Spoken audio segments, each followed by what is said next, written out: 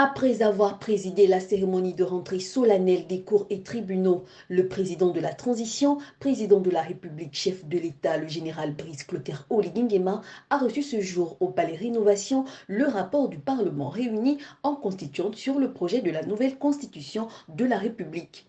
Cette cérémonie, hautement symbolique, a vu la participation des membres du CTRI, du gouvernement de la transition, des autorités administratives indépendantes et maires des communes de Libreville, Akanda, Ovendo, entre autres.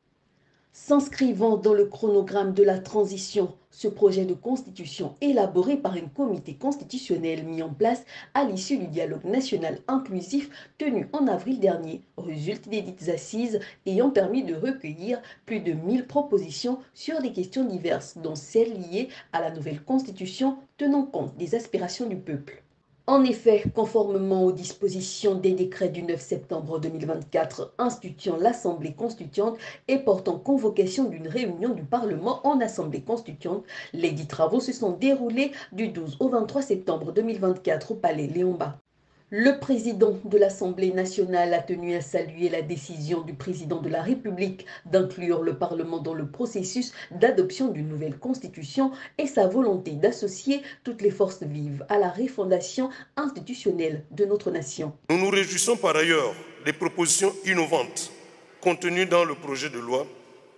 On pourrait citer sans être exhaustif les modes alternatifs et traditionnels de règlement des différends autorisé par la loi.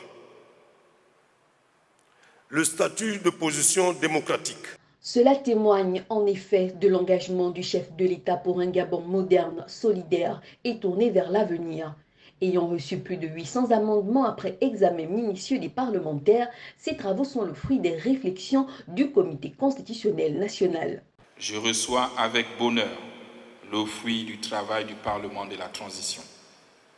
Vos amendements vont être transmis au CTRI et au gouvernement, qui aura la charge de proposer la version finale du texte, à soumettre à la sanction du seul vrai maître, le peuple gabonais, libre et déterminé à écrire une nouvelle page de son histoire. Issus des recommandations du dialogue national inclusif, les dits travaux ont débouché sur plusieurs observations et suggestions. L'Assemblée constituante a enregistré 801 amendements issus des contributions des 76 parlementaires.